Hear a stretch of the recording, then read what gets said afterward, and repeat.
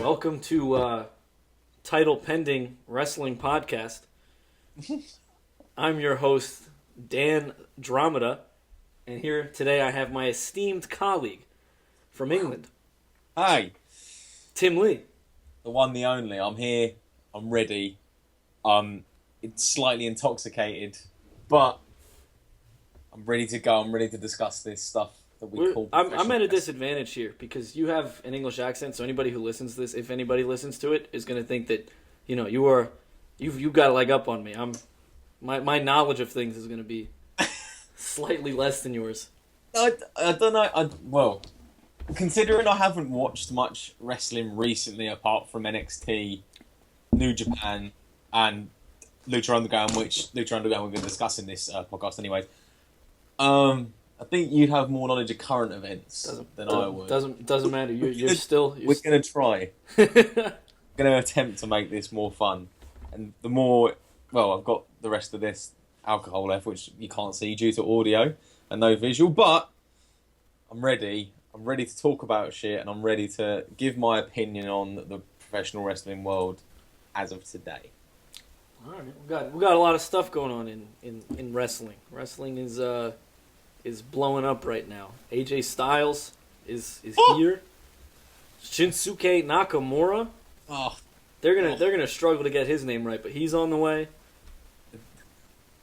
I just only laugh at that because essentially what happened was on NXT. It's been released. It was from the taping, so it was a spoiler alert. You have Sami Zayn in the ring. You have William Regal there as well, and then all of a sudden, cut to screen and Shinsuke Nakamura appears and states in his Japanese voice, "Sami Zayn, take over Dallas." He doesn't say Dallas, but this is the same thing with Japanese people. The R and the L's get a little bit mixed up, which I'm not too... I thought that was only Chinese people. It's nothing bad. I think they're going to help Nakamura with pronouncing better English. He's pretty good at English from what I've seen before.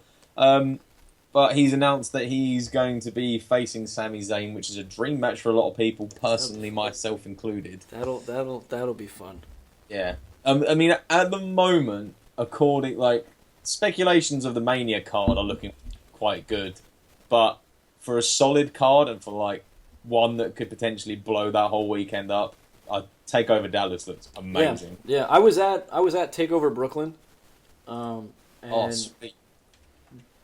I think because of that show, and a lot of people, I didn't go to SummerSlam because I didn't think it was going to be that good.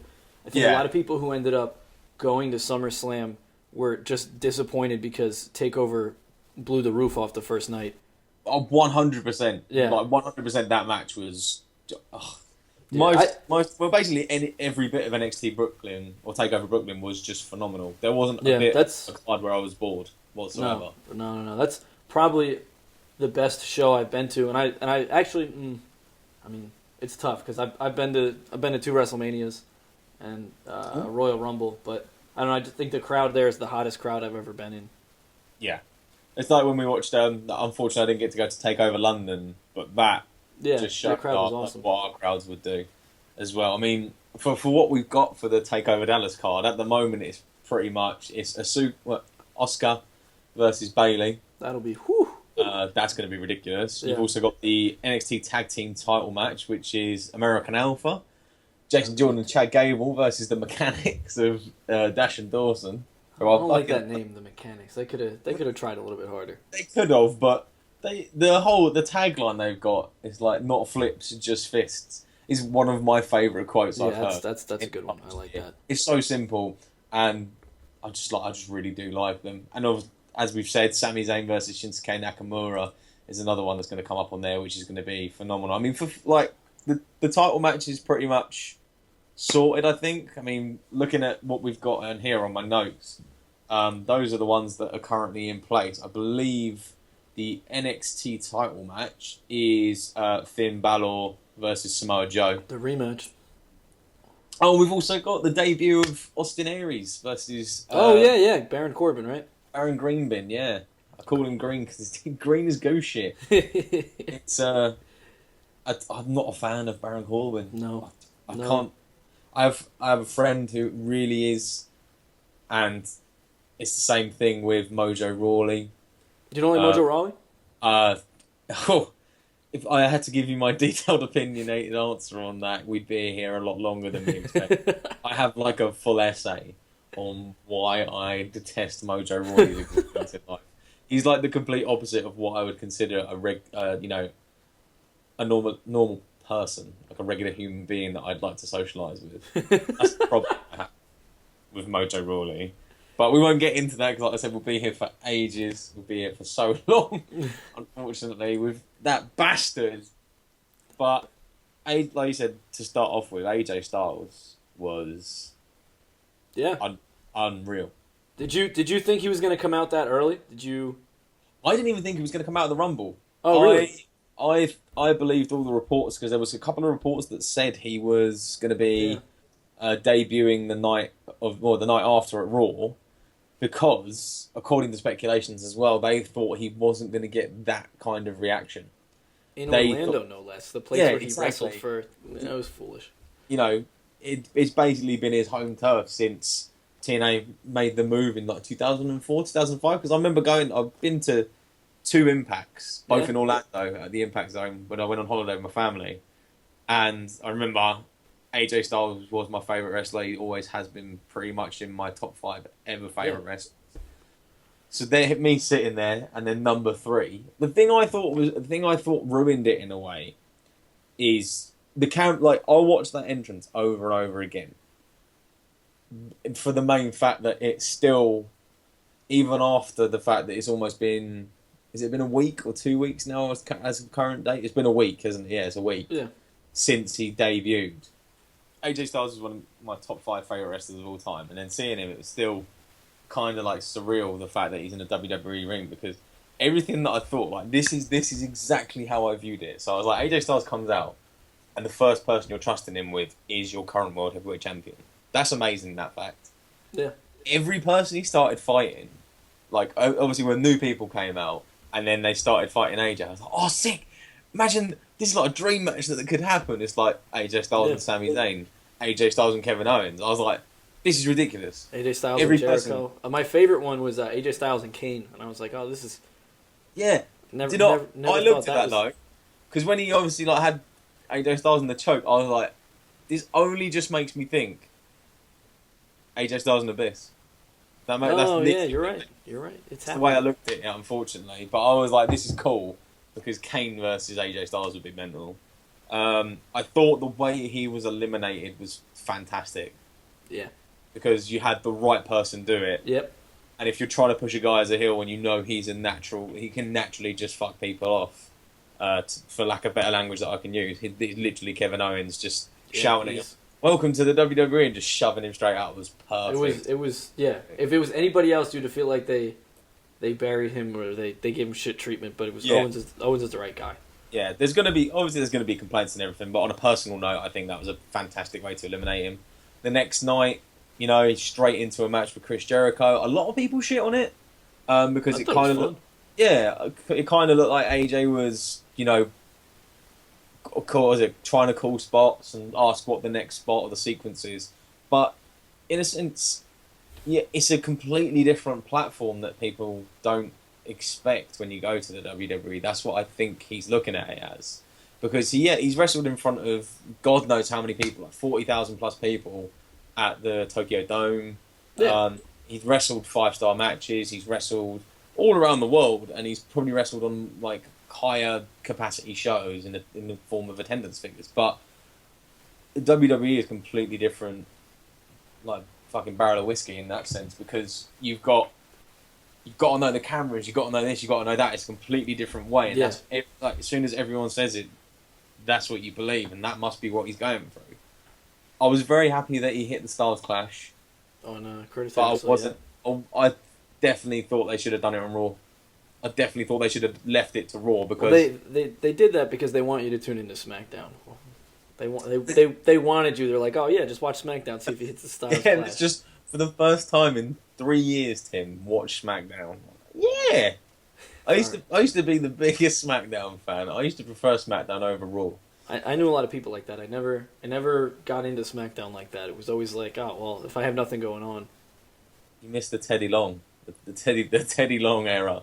Is the I mean, era. he was around when I started watching 10 years ago. So Teddy Long was there for most of my SmackDown watching. Yeah, that's what we're talking about. The Straight Rodney up- Mac. Straight up tag team match. Oh, all the Oh, time. yeah. Main event. You know it's gonna be a tag team match. He used to, best taunts in the business. Oh, yeah. His People song's could've- fantastic. It is truly. It's the fact. The fact is about his friggin' his entrance theme. Is Rodney Mack's entrance theme, and nobody remembers Rodney Mack. You're right. Until you said it. This is what I'm on about. It's Rodney Mack. It's because it says it's the Mac Militant, and it used to be sick. And then Teddy Long still came out to it. Like, what are you doing? Teddy is the man. I mean, oversized suits and everything. But I'm going off topic. God damn. AJ is phenomenal. I cannot wait to see what this year brings for him. Oh yeah. What do you think he's doing at Mania? Oh, that's a good question. I think possibly they do the Money in the Bank each year, don't they? At Mania, Not they're not doing anymore, this year. because they've got the pay-per-view. Yeah. I thought like possibly putting him in like if they did like a ladder match, like they did last year at the ladder match or something for the Intercontinental title. Yeah. I'd like to see him in that format because it would kind of let him shine on that fact that he's got one big show. He has like aerial assistance, as I'll call it, in the form of springboards and ladders. There's not really. I think potentially what I'd like to see is him versus Kevin Owens. Yeah, that'd be Because fun. that would be a huge selling point for me to go and watch Mania. Because I'll watch Mania regardless, just either whether it's to take the piss out of matches or actually have something to look forward to. Mm-hmm. Whereas last year's one was so, for lack of a better term, lackluster in the form of a hype towards it. Yeah, there was no hype. There was no hype, but the fact that it was so underwhelmingly delivered, like not delivered, the fact it was so underwhelmingly presented, and then they over-delivered to the standards. It's one of my favorites. I mean, yeah, 100%, 100% one of my favorite pay-per-views I've seen live. But apart from that, I think AJ Styles versus Kevin Owens would be good. I can't think of anyone else off the top of my head. I wouldn't like AJ Styles, Kevin Owens, Sami Zayn. I mean, who would you like to see him against? What would be your opinion? I was watching Raw on Monday with my brother, who's on the outs with WWE, and he looks at me and he says, "The phenomenal one versus the phenom," and I would be really on board with that match. I wish Taker could move, but that would be a lot of fun. Yeah, that would be that would be spectacular. Yeah, I don't know what's going to happen with Taker this year. I actually, hold on. I'll pull it up. I have breaking news. No, there was a poll on Cage Side Seats as to who you'd like to see Undertaker face. Owens was winning the poll. Styles was number 2, and Strowman, for whatever reason, was number 3. I really don't think Strowman's ready to go 20 minutes with the Undertaker. I think Strowman is still in that phase where he's learning. I mean, you can tell why they put him on TV. He's a fucking beastly guy. Yeah. Size of a brick shithouse, but he's a scary man, and that's why he fits in. I literally thought before the Rumble, I did think, as we discussed, I was pulling for Bray. I was like, this is Bray's year to finally, he's had 2 years of let's get squashed. But put him. the thing that made me mark out as well was his stare down with Triple H. I'd love to see that somewhere down the line. Yeah, that would be. Oh, you're right. That would be great. I'm excited for the the Heyman Wyatt promos we're gonna get between the Yeah. two of them. I wouldn't mind seeing. I'd like it to be Wyatt, kind of like what CM Punk did with the Undertaker, whereas Heyman was kind of involved in it as well. But have Heyman do the promo from a Wyatt perspective, so kind of in that sense, not in the ring, just out with a black background, a spotlight, smoke going through, just the setting of Heyman, like essentially what was it, Heyman in the Wyatt setting would be phenomenal. Yeah, that would be. That's the reason, like one of the reasons that when you hear Brock Lesnar talk, it's such a good thing because, like, Brock doesn't need to talk. Yeah, but when he does, yeah, but when he does, he says something either that's fucking hilarious or that you just because the thing is, like with Brock, I don't know what his thing is because obviously he got eliminated from the Royal Rumble in a spectacular fashion as well. Yeah. So I'd like to see what he's going to do at Mania because I definitely think they've got something for him. Yeah. Which would be cool.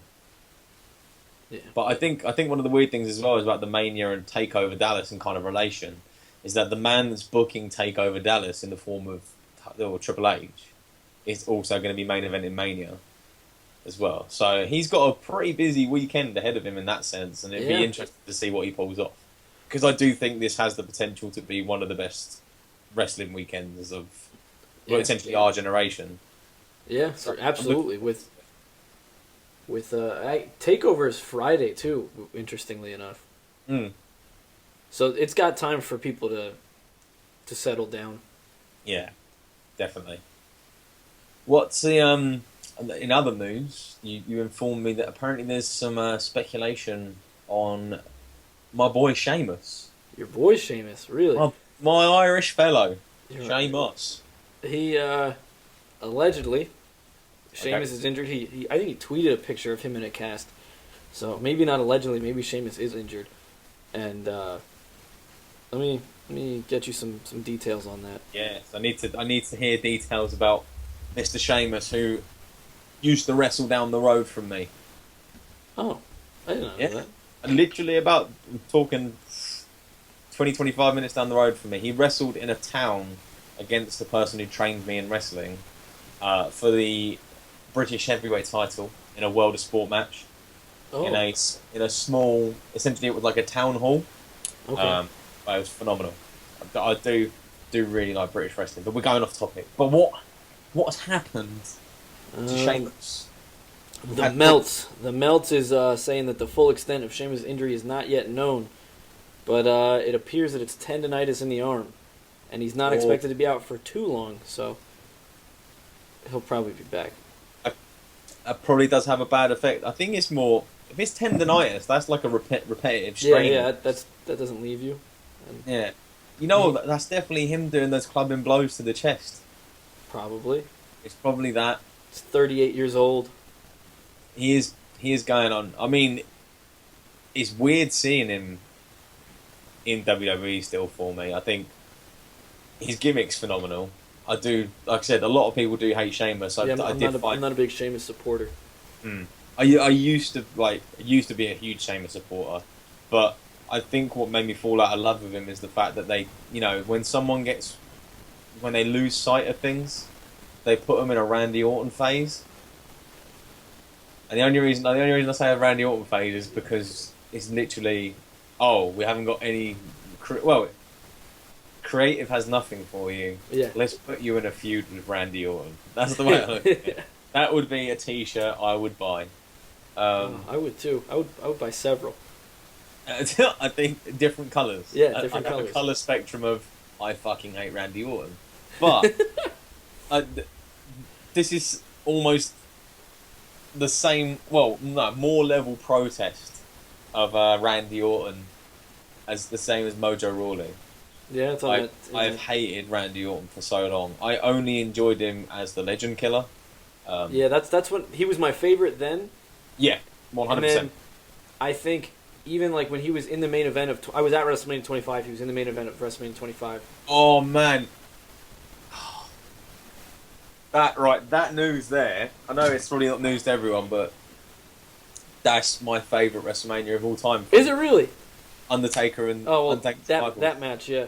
the crowd for it was terrible. They were not into that. Like after Taker Michaels, I mean, granted they were dead, but even before, like I was the only person like in my section marking out. Like people were telling me to sit down, and I was like, Well, I would have been going fucking, like, British term, bonkers, mate. I would have been going yeah. absolutely off my rocker for that match. I was on my sofa at home, so times that by 10, I probably would have been thrown out. I would have injured a few people with the amount of flailing that body parts would have happened.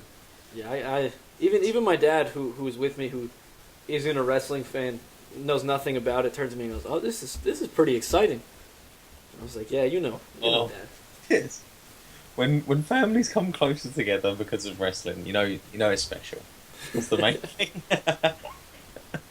Oh man, but Sheamus with tendonitis in the arm is it's not a big disappointment. I mean, Yeah. I won't miss seeing him. You know, it'd I be mean, nice he'll be to- on television. Barrett's injured and he's on TV, so Yeah, I mean, for a speaking role in the League of Nations thing, which is, you know, I only fell onto that news because, like I said, I haven't, unfortunately, recently I haven't been really watching too much of Raw or SmackDown. I'm more of an NXT person. rightfully so. Yeah, and then for that, for me, was a little bit off in that sense. But apart from that, I mean, you know, AJ's there. Nakamura's coming. Two things are amazing in that sense. Sheamus is injured. It's not that big of a deal. WrestleMania card, like WrestleMania is a speculation at the moment, and Takeover Dallas looks pretty good in my sense. I mean, And WrestleMania weekend could get a bit better with the we have there's news. Hopefully this man changes his mind. WWE reached out to Dave Bautista. oh, Yeah, so Mister, I walk alone. When he was in Evolution. so Fuck I mean, right now the animal doesn't want to be at WrestleMania, but hopefully he changes his mind yeah. and I mean- he's part of some special WrestleMania moment. You know, with who do you Apparently he even, was what do you offered- even do with him at WrestleMania? Well, this is what happened. Apparently, Mr. Dave Bautista was offered a big bucks for a non-wrestling one-off appearance at the April event, but passed. It's mentioned that the door was left open for creative to pitch him ideas and try and get him to bite. But one major thing, unfortunately, is standing in the way of this, and that's the fact that Guardians of the Galaxy Volume 2 begins filming next month. So I can understand. I mean, if I I've got a little bit of time just to try and check. I mean, have you ever been on Mr. Batista's Twitter? No. It is a sight to behold, my friend. If I can try and get it up now. Another person's Twitter that I can recommend to the people listening, as well as yourself. If you ever get really bored and ever feel really down about your life, find the Great Khali on Twitter. No way. Oh, hell yes. Is it in English? 100%. If I can go on it now, I'm on Dave Bautista's at the moment. He post gym selfies. A little bit boring. Looking at this at the moment, I thought Dave Bautista would be swearing or all this stuff anyways. Nah, it's just him working out as Drax. Just saying I'm going to get bigger and better. His tattoos are shite. That's the only other thing I can say. He does look like a bell end. I'll give him that. So He's just permanently staying the Drax makeup. He looks much more appealing as a human being. He doesn't have the tattoos then. Yeah. Sorry. I'm currently. I don't know if you could ever edit this in. All of Great Khali's Twitter is him taking photos with the same face, as you know, the stereotypical Great Khali shit on your face. And it's his statuses are just phenomenal. The Great Khali is ready for fight. What other stuff do we have? We have pictures of just random Indian men wrestling for CWE, which I think is his new fed. Isn't he in TNA? No, he's not in TNA. Oh, I Surprisingly. thought I'd read something that he was in We've also got pictures of him sitting on a sofa with two Indian men. That's another one. Newspaper articles of photos of him just standing in a kitchen. I can see in a kitchen. I don't. This is what I'm talking to you about. Like, if I could recommend anything, his Twitter handle is at Great I'll give him Khali. the follow. Is his kitchen normal sized or is it like Khali sized? Well, I don't know. Like I've got my webcam here. Look. This is. I'll kind of show you because you can kind of see on my screen. Just getting just getting the thing here right. So that is just one of the photos. Oh my god, that's amazing. It's not. Look, it just gets. Where's the camera? Am I here? Yeah. Look, it gets even better. So like, look, for that. Just who's that? Is there any caption as to who that person is? No, you've got him here. Look at that. That's just standard Khali, probably in like a hotel lobby. He wears an undershirt though. Good for him. CWE superstar. Nice little bit of comedy there from Great Khali. Thumbs up from himself and him talking, and he has promos from random people. But you can see, look, he's no difference in the face. It's Great Khali. He only knows one emotion. No, but like I said, if I could recommend anything, definitely at Great Khali is the Twitter handle. So I'd recommend a follow on that. Good. Going back on to topic after my rant of how phenomenal the Great Khali is. Lucha Underground season 2 made its return on the 27th. Yeah, it was. I just watched it an hour ago or 2 hours ago, whatever many hours ago it was. It's good. I didn't watch much of the first season, so you will have more on this than I will. But I'm in now. I'm hooked. You're hooked. What did you like? I put my review on Facebook of initially like a little short overview on what I thought of the entire episode. It's one of the first wrestling shows in a few years that I've actually like. Obviously, like when I'm talking or anything, I'll always be on my phone. I'll just have a quick look or something. Lucha Underground kept me glued on for the entire hour. Yeah. Even the ad breaks for AutoZone and all that shit. I mean, like I said, it's American branding, so it's no use to me. But literally for that hour, I was in the palm of their hand. I did not know what to do with myself. The cinematography was some of the best. Unbelievable, yeah. The best stuff I've seen. In every single cutscene, it was just phenomenal. The whole. I saw an actual picture of it earlier. The Mil Muertes, I believe that's how you pronounce it, is the Lucha Underground champion. Him sitting at the top in that throne is exactly like Mortal Kombat Shao Kahn. Just sitting upon his throne waiting for the opponent to come in. And it's phenomenal to think of it that way because when I saw when Ivelisse won, initially my reaction was this is mental. I was like, he's gonna brutalise her. And that's what they're gonna portray. Like, I'm not saying it's obviously like promoting domestic violence or anything like that. No, it's not. It was very well played. Yeah, he did hit a woman. He did. But it's a wrestling match. She's agreed to it. That's the way I look at it. Like, obviously, we're friends that we know, as you know, Sarah and Jess. Yeah. They know that if a girl's in the ring with a man, then treat them the same as you would a guy. But you obviously have to play on the strengths. You have to play that there is a gender gap and everything like that as well. And they played that so well. They did. Even in the triple threat, it was 100%. Like, you could tell that Ivelisse was not as experienced as Angelico or Son of Havoc, but she still pulled off a great match. Still pulled off something that was phenomenal, and that I would definitely watch again. She's gorgeous. Yeah, she is. She's very, very attractive. Phoenix versus King Cuerno. Talk about a hot opener. Yeah, it's phenomenal. I love Phoenix. Phoenix is, one of my favourite CMLL and AAA wrestlers that I've seen. He's so agile. He's very, very fun to watch. And then you had King Cuerno, who I've always enjoyed. Like, that gimmick for me is so good. Like, before he does the dive with the whole arrow, like pointing the arrow at his prey. Yeah, that's great. Just doing it like that.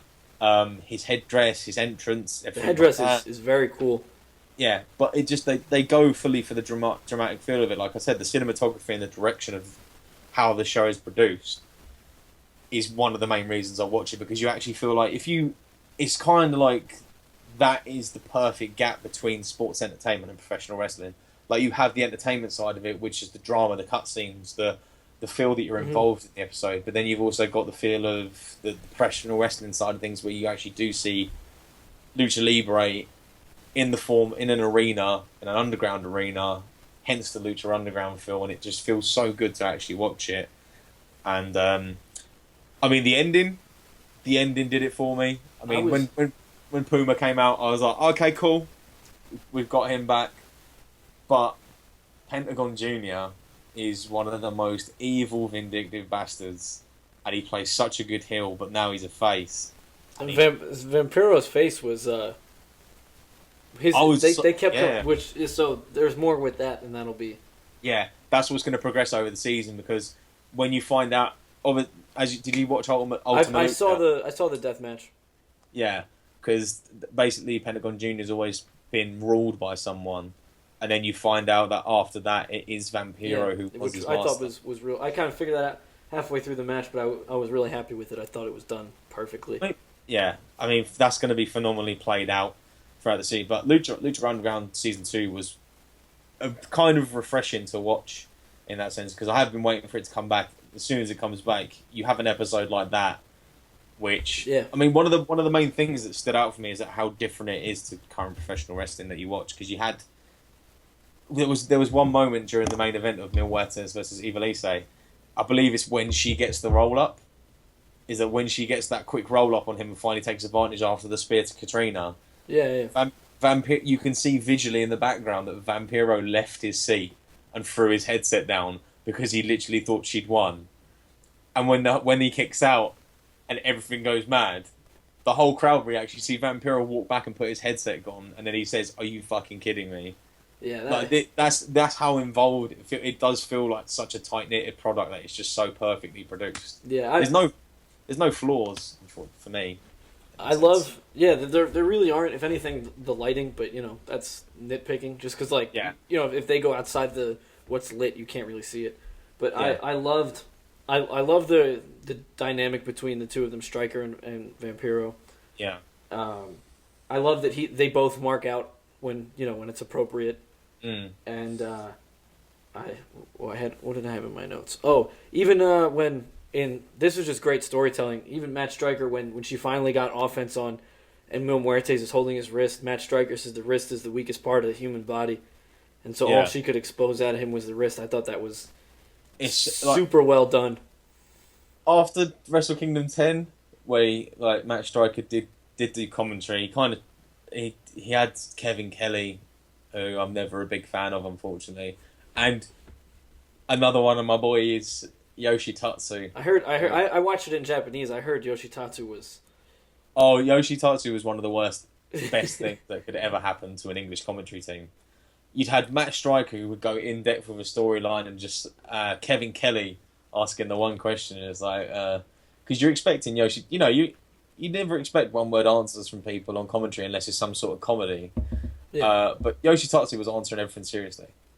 So it's like Kevin Kelly would be like, "Yoshitatsu, have you ever been to a Superkick party?" And it was just him saying no. Nope.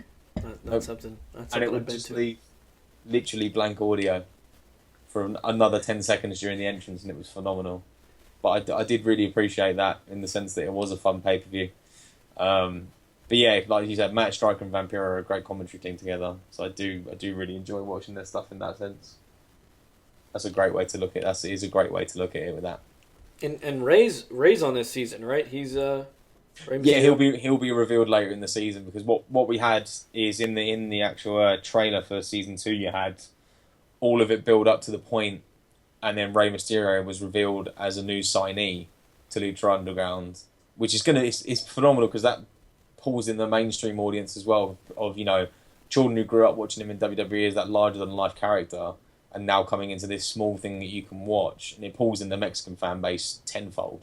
Yeah. In my ethics on there. I mean, like I said, I've never been the biggest fan of Mexican wrestling, but over the past year and a half, I'd say I did watch Triple Mania, or Triple X Mania, and then I have been. There's a guy on YouTube who does highlights of random AAA and CMLL shows, and I've been watching it. They are phenomenal. They do go all out for them. Very big production value. But I think, like I said, Lucha Underground is something I'm looking forward to. Like something I actually keep up to date with every week, as well as like NXT and other such things as well. I do think it was done perfectly. I'm looking forward to seeing how it unfolds, because we also had the ending of when you get the boss. The old boss is outside, and then the three people who are just like, "Where is this?" We've heard it's called Temple Underground Fighting, and he brings them in for $60, and you just hear screams, and you can tell he's got the key, and it's going to play a significant part because as Katrina is now the person who runs Lucha Underground, it's just going to be so interesting how you see that drama unfold every single week, all the way up until the season finale. Because if I could recommend, you said you watched some of the first season. Yeah, I'd say if you want to watch a match that will put into perspective how good the production value is and how great the gimmick ideas are, there is the Till Death Do Us Part match. Okay. I believe it's called, or the Day of the Dead. It was when Phoenix faced Mil Muertes, and they had essentially it's just a over the top casket match. Oh, I have seen that match. Yeah. Yeah. Okay. That absolutely. That's what made me fall in love with Lucha Underground. That whole match, because it was so gimmicked. The ripping of the mask, the blood, the significance of the Day of the Dead and everything. It just killed me. It was amazing. Yeah, it was. That was fun. I watched that with Ant. Actually, it was like Ant, Andy, and I. We watched it, and Ant's reactions to it were, as you're aware, were phenomenal. Oh my god, I love Ant. Are you talking about Prime Time? Yeah. Oh my god. That's a whole podcast for another day. We gotta get him on here. Come on, boys, you fuck. Fucking moron. I can't do it any justice. Lunatic. I do love them too. They are fun. But you said that's for another podcast. We'll get both of them on. You know what? Stay up late tonight. I'll get them on later. Well, you're going to be out, aren't you? I think I'm going to go see them. So. Yeah, that's a good idea. Yeah, I will be available. The Raw that's just gone. We had an incident which has been speculated online, involving Dwayne Johnson, aka The Rock, aka the Scorpion King, aka Star of the Fast and Furious, aka Star of Ballers, aka Jim Fanatic, aka Mr. Instagram, aka the People's Champ. So many different aliases. Hercules. For one man. I did forget a main one there. Hercules. AKA the Tooth Fairy. AKA the Tooth Fairy. Unfortunately. But no, we had a lot of different aliases for him. But I think the first thing we should talk about before the initial incident that gained a lot of speculation online is you had a thought that we spoke about before recording this podcast is imagine the role reversal between two people, and that is The Rock and The Big Show, because when The Rock was coming out through the backstage area, he bumped into Big Show. They obviously had a greeting, and he talked about the Royal Rumble incident where Big Show should have won the Royal Rumble. Yeah, you watched it on the network. Found out. Yeah, Big Show's the 2000 Royal Rumble winner. So, in that sense, all of Rock's fame and glory has come from that Royal Rumble. So I believe you have some ideas, and I've got some things I've seen in what would the role reversal be like if Big Show had have taken The Rock's place and vice versa. All right. So according to The Rock, that the director of the Scorpion King was watching, and he said he was going to cast whoever won this Rumble match, which means if Paul White, if the Big Show won, he would be probably the most famous person in the world right now, arguably, and he would. Let's look at some of the roles. Well, obviously he would have been the Scorpion King. A lot of he would have been obviously he would have been the Tooth Fairy, and imagine Big Show as the Tooth Fairy. I mean, they've probably put him in a tutu on Raw once or twice. Fucking huge. Yeah, that would be. Fairy. Wait, Well, think about the role reversal in the sense that if Rock starred in any of the great Illuminati films that the Big Show has been in, he would have been Captain Insano in The Waterboy, The Rock. Now that would have been nuts. He would have also been on Star Trek Enterprise Oh. as Orion Slaver #1. He would have also been Little Hercules in 3D. He would have been Marduk. Okay.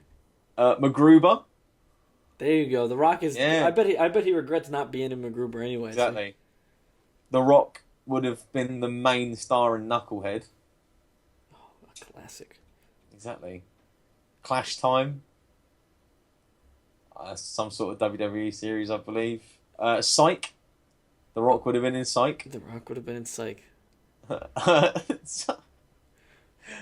Looking at these are phenomenal. That's pretty much Jingle All the Way. Jingle All the Way. Holy shit! Now that would have been that would have been the next level. He also Big Show would have been in the Fast and Furious series, and you can imagine how much fun that would be. Throwing cars over. Which he's done on multiple occasions, may I add. He's done it in England, he's done it in America. Big Show's an international car flipper. International, That would have now been The Rock. The Rock would now be an international car flipper, and you would have had the change as well in the sense that they would be chanting "Please retire" at The Rock right now. The Rock, yeah. Who would have thought? And The Rock would have been wearing a camo singlet. The Rock punch would have never been the same because it would have been just one punch instead of the two.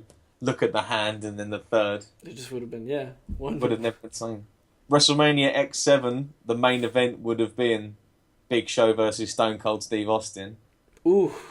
There you go. This is where it just changes. Oh my. Big Show versus shit. Stone Cold. WrestleMania 19, it would have been the fucking Big Show versus Steve Austin again.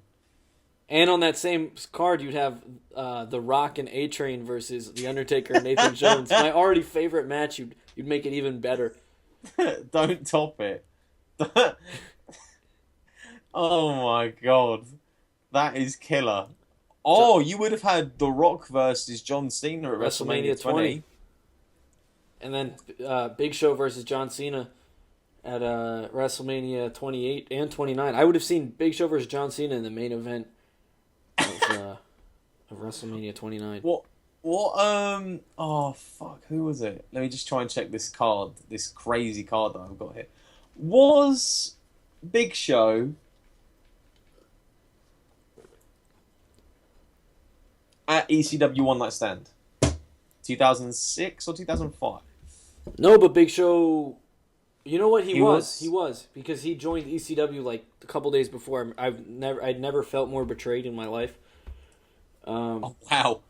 That is a big and I can imagine never being able to. I've just recently forgiven the Big Show for that. I would probably never have forgiven The Rock for turning on the WWE like that. Big Show. He's a next level actor. This is what we have to understand. The Rock would have been ECW champion. A very disappointing ECW champion, mate. At the worst pay-per-view of all time. No Way Out 2005. This is what I was going to mention. Currently on my screen, Dan, I have WWE chronicling Big Show's 10 greatest matches ever. Ooh, all right. Change this to The Rock. So at number 10, No Way Out 2005. The Rock versus JBL in a razor wire cage match. Wow. That would have been different. Elimination Chamber 2011. You would have had the World Heavyweight Championship Elimination Chamber match. The Rock would have been in that. Good. I don't think he was never in an Elimination Chamber match.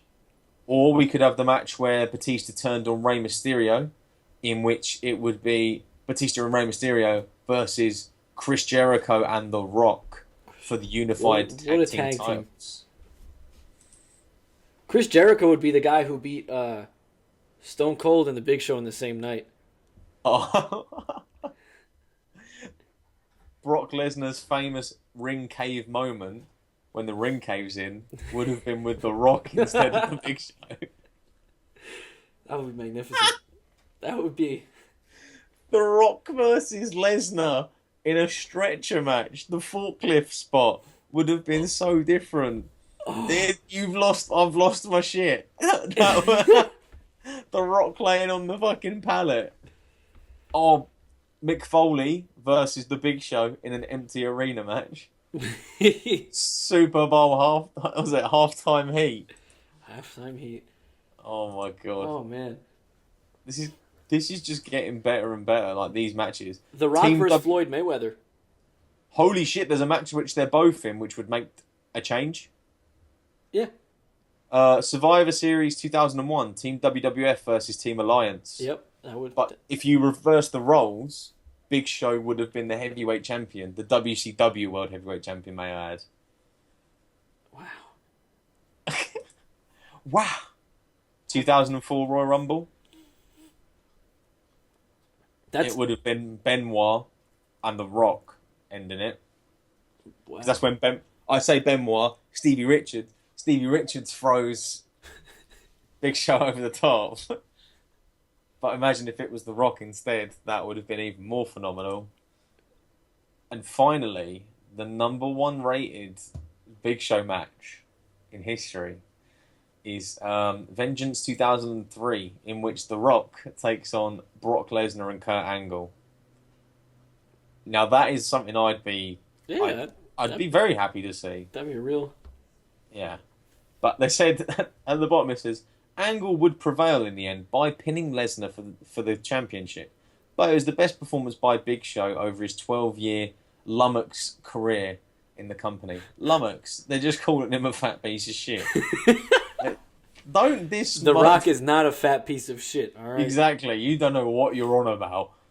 The Rock is not a fat piece of shit. I even have photo evidence, my friend, of the Big Show with Great Khali right there. I mean, look at that. It doesn't get any better. Look at that. That is a thing. That is a thing. That's better than my mustache. For the benefit of audio, I was currently looking at a picture of the Great Khali mid fanny pack adjustment with The Rock. I mean, the Big Show. So, yeah, I think if the roles were reversed, I don't know what would happen. What would you rather have? Would you rather have this timeline we live in now, or would you rather live in this alternate timeline in which the Big Show is the most famous human being on the planet? Oh. Can you imagine listening to a 25-minute Big Show promo? Yeah, but imagine the improvement there would have been, like, because The Rock, yeah, obviously Rock was charismatic and everything as well, but imagine Big Show's career now, and imagine the chances he would have had. Because if he had like, he and Ronda Rousey would have been in the ring at WrestleMania 31. No, that would have been Biggie Smalls. That would have been ridiculous. Biggie Smalls, yeah. Biggie Smalls. But I think I'm happy with the current timeline. Yeah, I could live with it. I don't think the Big Show would fit in the role that he has that The Rock has in Ballers right now. I just don't think it would work. Yeah.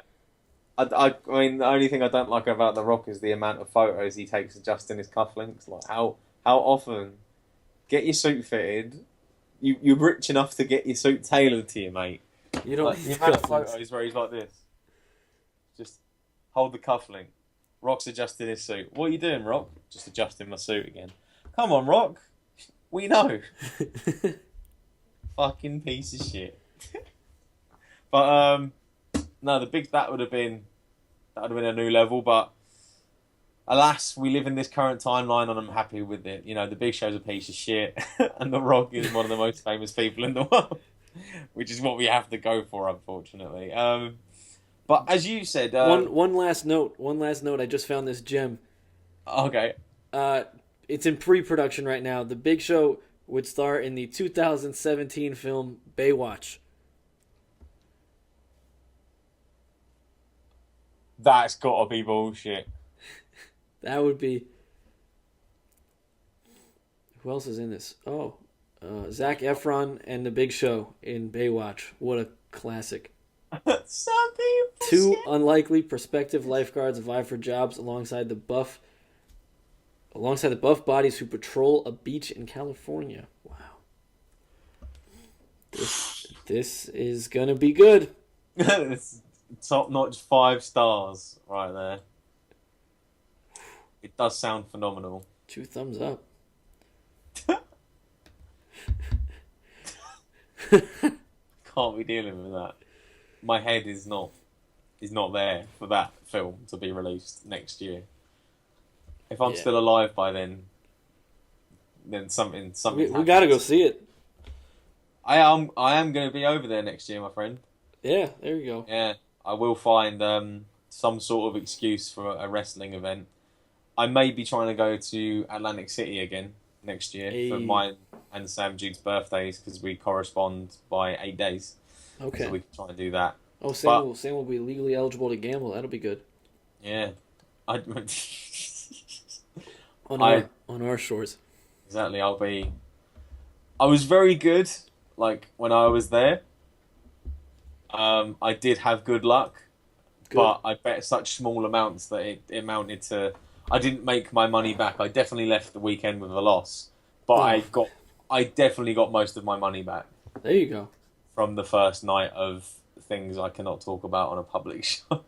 Which is it's more personally for when we see each other again, my friend. Sounds- in the sounds- sense that sounds- I'll get drunk again, Good. and then I'll tell you everything. Good. But we had the thing on Raw, The promo. the promo.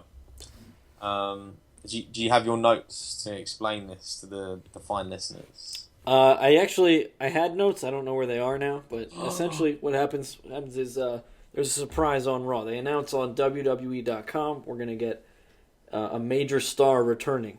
Now, I was hoping that it wasn't The Rock, that it could have been somebody like The Rock could have come back, and then there was another even more major star. But instead, they threw us a twist with The Miz coming back out of a limo, and then The Rock showed up in this truck that, honestly, I thought about it for a second. It could have been Austin in the truck. It was an Austin-style truck. Definitely. And fortunately and unfortunately, because this was probably one of the best segments on Raw in the last, since the pipe bomb. Yeah. Um, Pipe bomb. pipe bomb. Pipe bomb. So Rock gets out of the car. He promos with The Miz a little bit. Heads up north. I think the next person he encounters is the Big Show, who's got a laptop, and we just went over what would have happened. Yeah. I asked myself why he had a laptop, and then proceeded to watch Big Show crush the laptop. That was a lot of fun. Yeah, Big Show found Sonny's new porno, and that's the reason. Cover up, dirty bastard. And then I believe before he sees Big Show, he bumps into Rick Ross.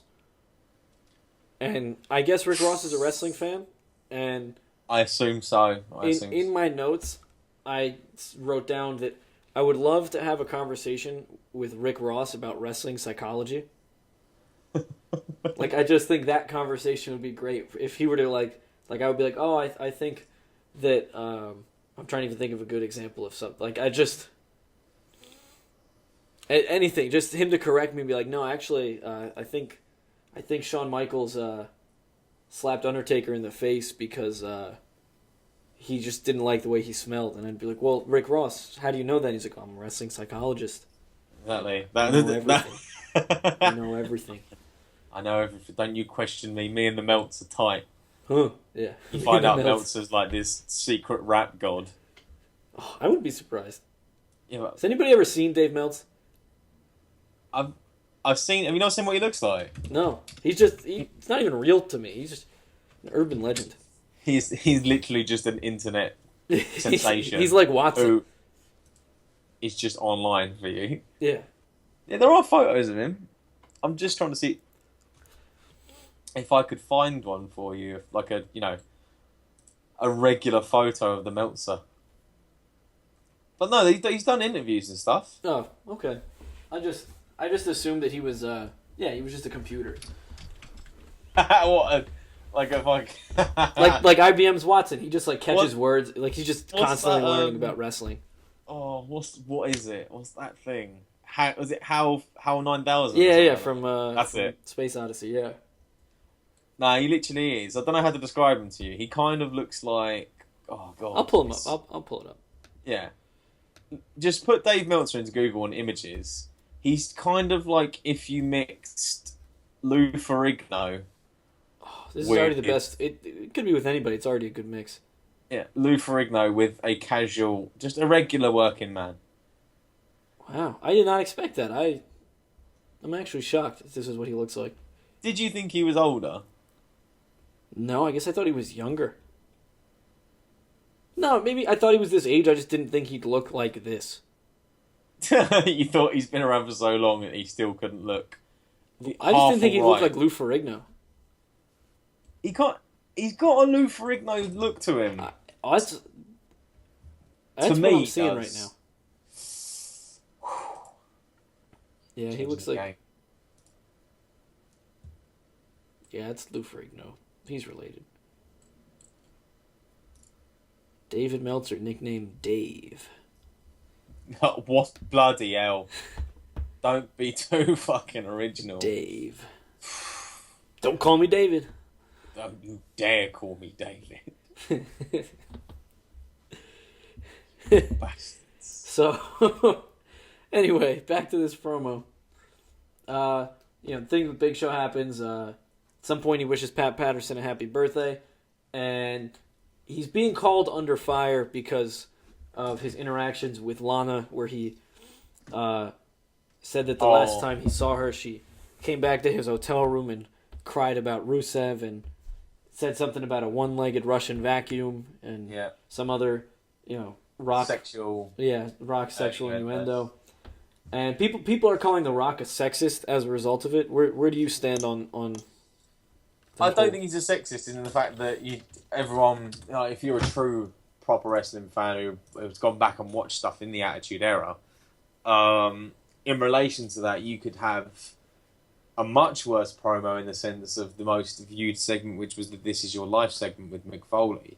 And you have The Rock bring out his high school girlfriend and state that she didn't let him even get to second base, in which the crowd switches on the girl and boos the shit out of her. Now, I think over the past 15 to 16 years, we've had that whole thing where it's like, on a personal note, it's a really big topic for me because, feminism, there's not, as such, in that sense, equal rights, because there's always, women don't get this and women don't get that, but if it happened to a man, it's completely, it's disregarded. Yeah. Think like domestic violence in that sense as well. It's, if a man hits a woman, that's the worst thing that could ever happen, but if a man is getting beaten up by a woman, nobody would take a second look at that. Yeah, he probably deserved it. Yeah, he deserved it. He's obviously doing something wrong. He's the one in the wrong. Whereas it could be a very abusive relationship, and it could be something completely different. It could be the exact same situation, but just a gender role. I think very gender specific problems occur, which is unfortunate. But I wouldn't say he's a fucking sexist for it. No, I don't. I look at it and just go, "That's The Rock." Yeah, I don't think sexist is even the right word. I think a lot of times with the internet now, people just like to get mad at things.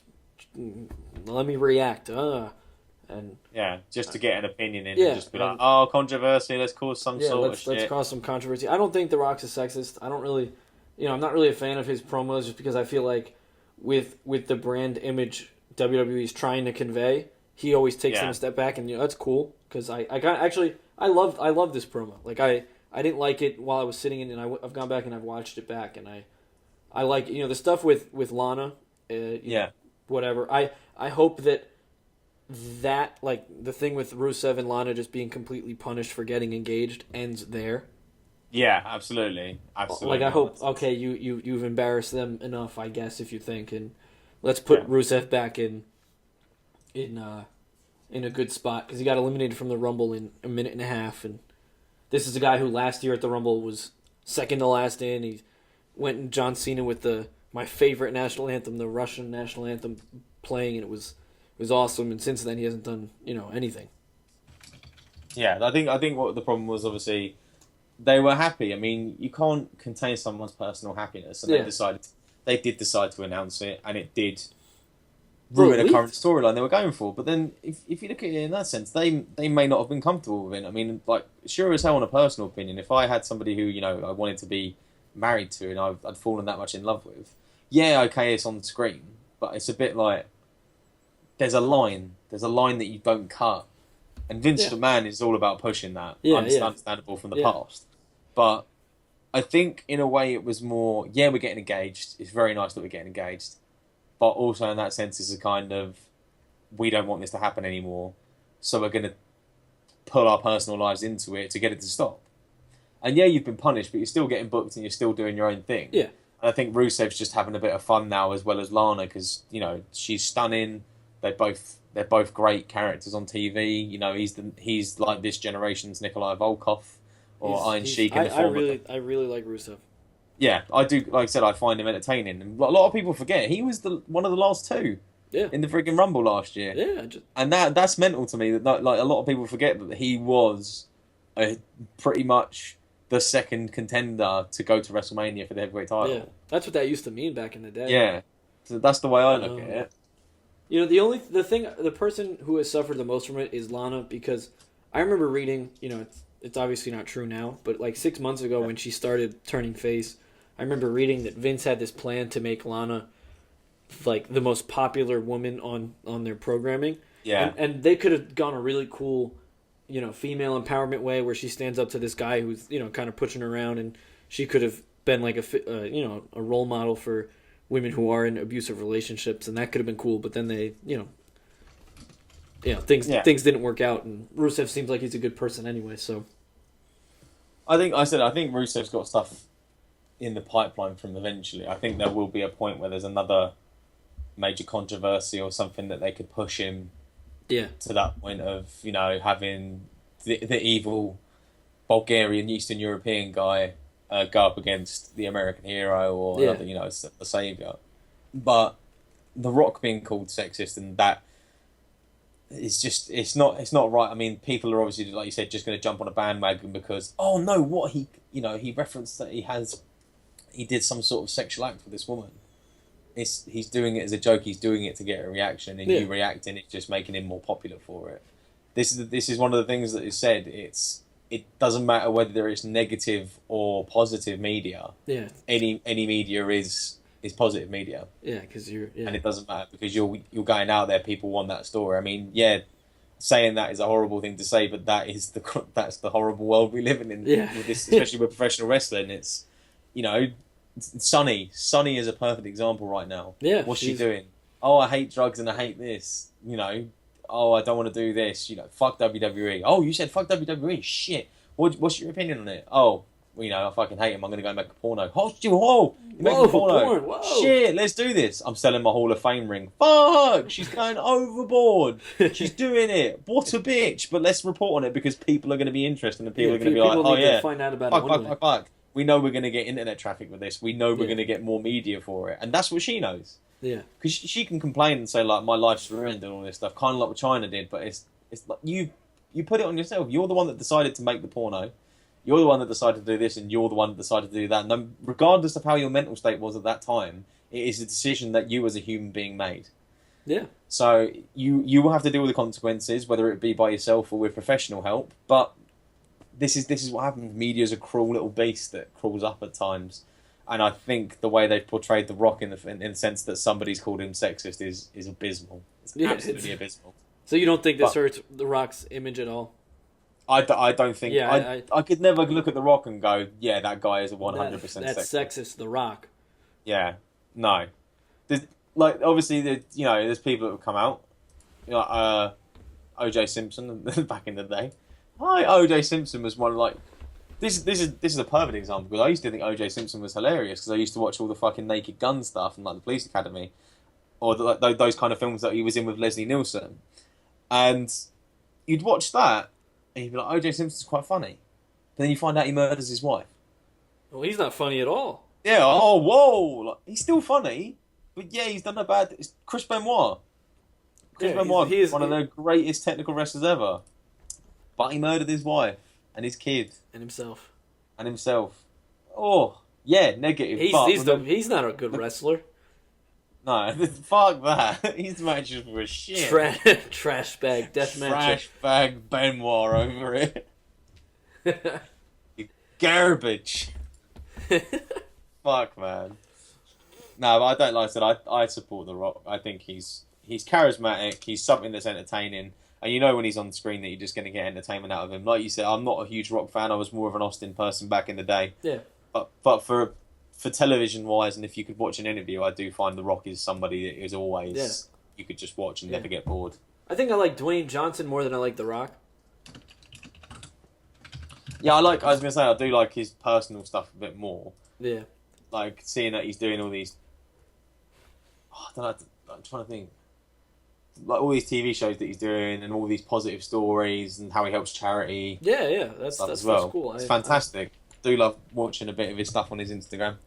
But he's a funny guy. He is a naturally funny guy as well, which makes it even better. So if something bad did come out about him, then it would be heartbreaking. But I mean, for the incident that we're talking about, it's literally The Rock. Yeah. Like, you can tell him to go out there and you can try and script him, but you've got to let him flow because he can just naturally flow. He can bring out something that, for the 5 seconds that it is, if he gets consequences backstage, but then the next day you see he's got 2 million hits on YouTube, or it's in the news, then what are you really having to go at him for? He's giving he's giving you even more media exposure. Yeah. It's different in that sense. Like, great, he said llama penis. He said the word penis. We're not even there yet. This No. promo.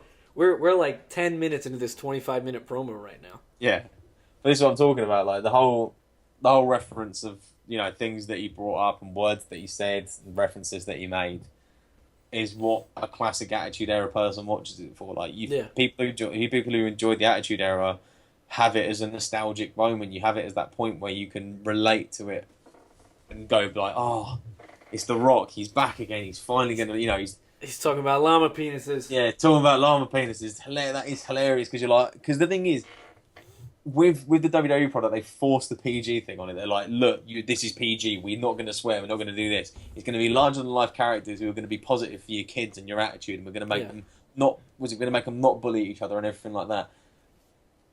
It works for the children. Yeah, that is a big market. You're going for it from a business point of view, and best for business is really what it is. Understandable. I know you say it on screen, but it really is best for business going for the kids and teenagers because the parents will then be forced to buy the merchandise, take them to the shows, do all this, do all that, getting involved in everything and generate the growth. My parents hated that I started watching wrestling. Hated it. They were like, should have got into soccer or something, man. Fuck. Why you go support the Redskins, or some shit? You should have been baseball, football, lacrosse, all that shit. That's what you should have done. But no. Yeah, you my mom would come in the room and like there'd be divas on the screen. She'd be like, "Why are you watching this shit?" Yeah, now you know why. You could have said anything else. You could have said, I was watching Rollerball Rocco versus Johnny Saint from World of Sport, and my mum walks in and goes, "What are you doing on the screen?" But no, you had divas on your screen. That's because she always came down, or like DX would be covering McMahon's and shit, and she would be like, "Oh, relax. Hold on 1 second. My dog is hungry."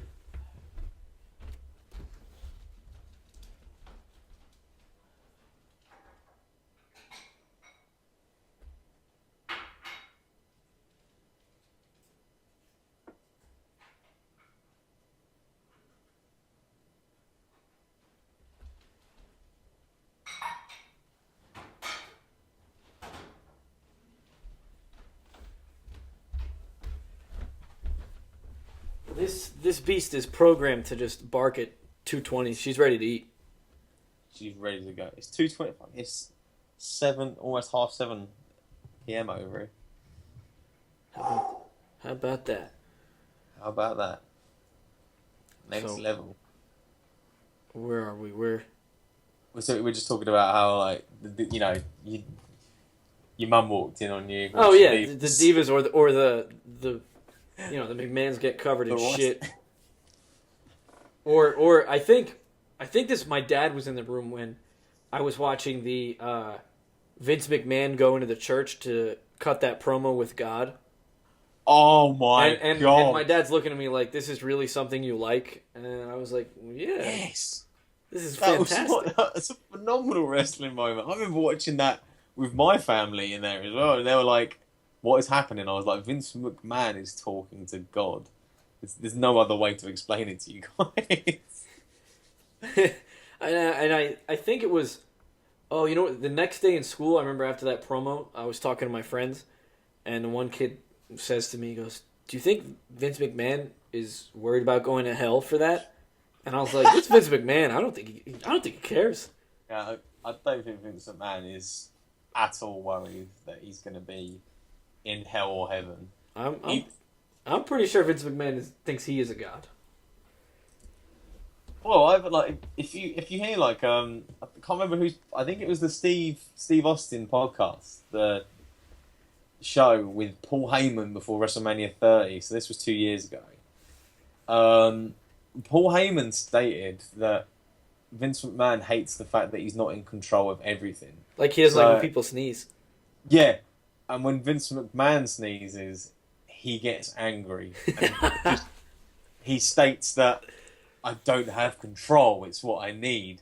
So Vince McMahon fully believes that he is a god with flaws, but he will never admit to those flaws, essentially. That's the way I portray it to anyone who, it's so bad, though. That's such a bad thing to look at it as. I hate sneezing. I understand where he's coming from, but I only hate sneezing when I'm driving, and I'm like, geez, I almost lost the car and my life to a sneeze. What? You almost lost your life to a sneeze? Sometimes I'm driving and you sneeze. Yeah. Danger. Sneezing and driving is dangerous. You need to pull over and then sneeze. Sometimes they just come too quick. You can't. Can't pull the handbrake too quick. Nah. The brakes don't work. The hazards don't go on. It's fucked. It's fucked. It's fucked.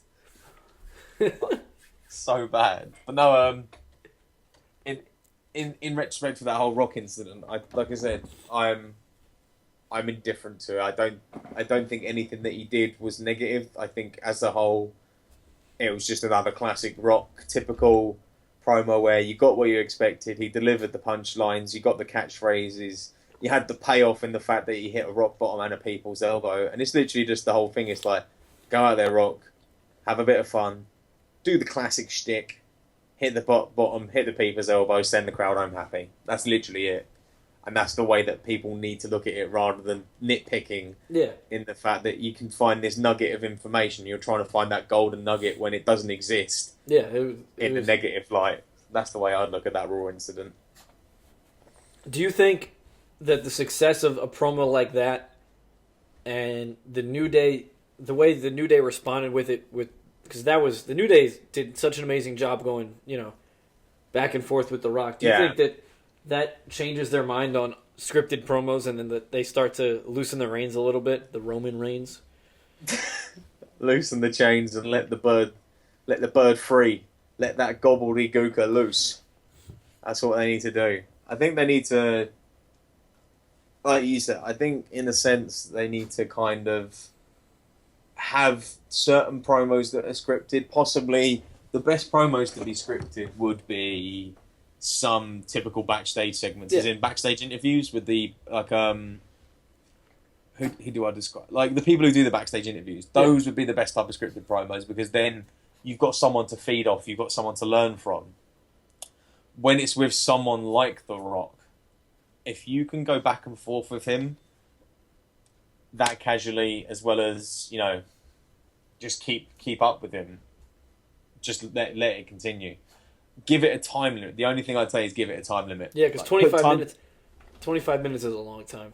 Yeah, because some people might like it, some people might not. I mean, if it is ending the show, then it should be split into. I think what it should be is the show should only end on a promo before a really big event. So your WrestleMania, SummerSlam, Survivor Series. Those are the only three I think that would be a suitable Raw or like a SmackDown ending on a promo to build up to the main event.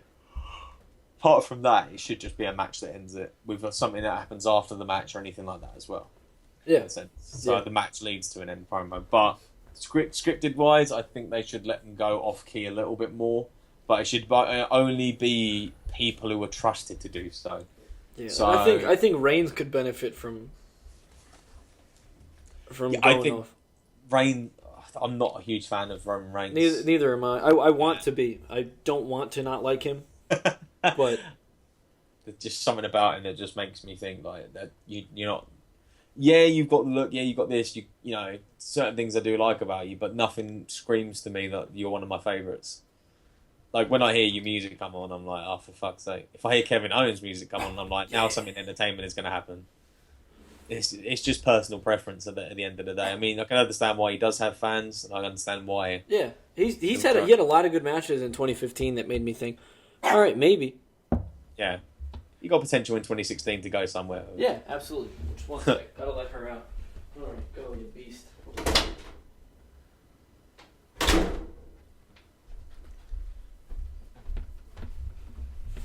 But I mean, apart from that, like I said, promos are like I said, are far too scripted for my liking. Yeah. The improv is kind of like a nice bit of relief from the standard jibber jabber that we get. I mean, what's your opinion on it? What's your opinion? I personally, you know me. I like promos. I'm a big promo fan. Yeah.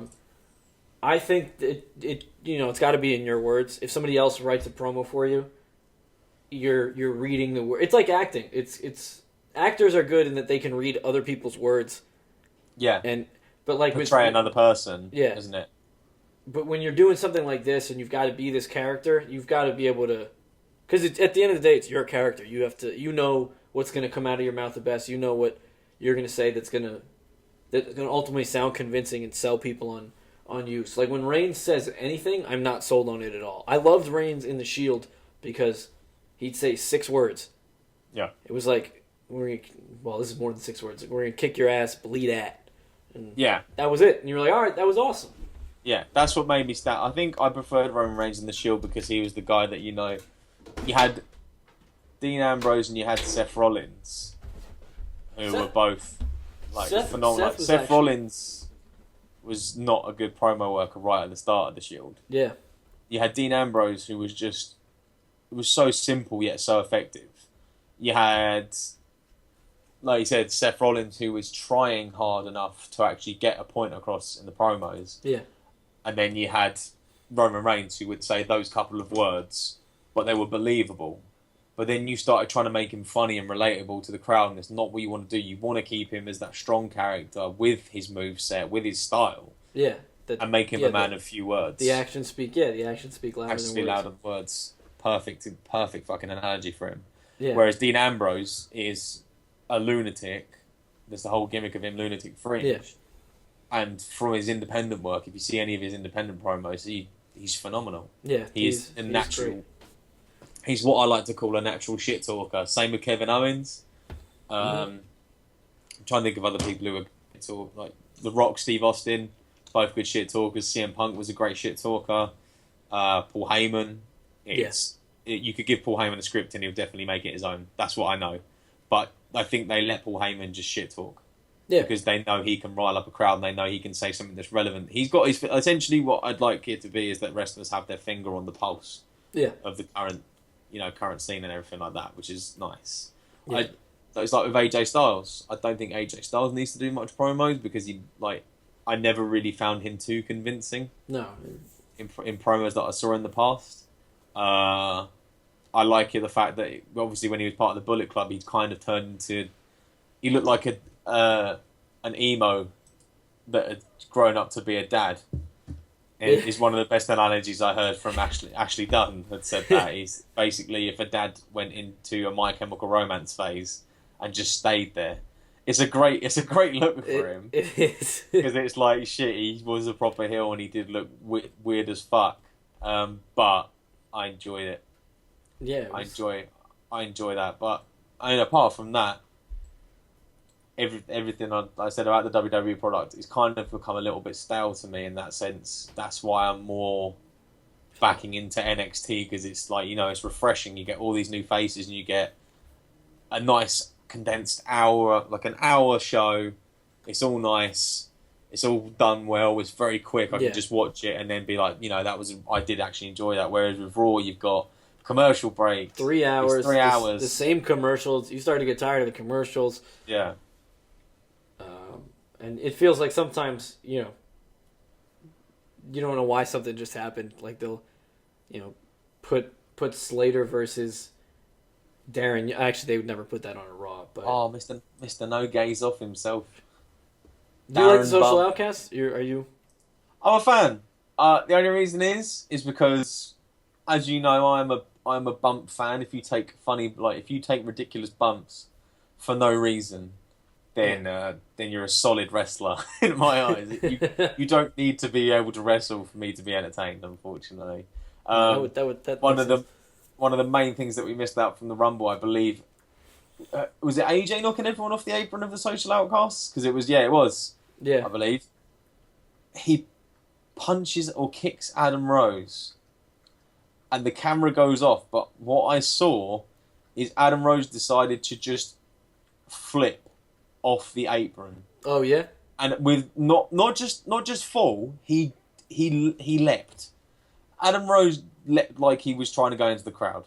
So if I could have seen that from a different camera angle and seen how Adam Rose landed, I think I would have been very entertained. Another two recent bumps that have been my favourite in recent knowledge are Enzo Amore at TakeOver London when he takes the lariat.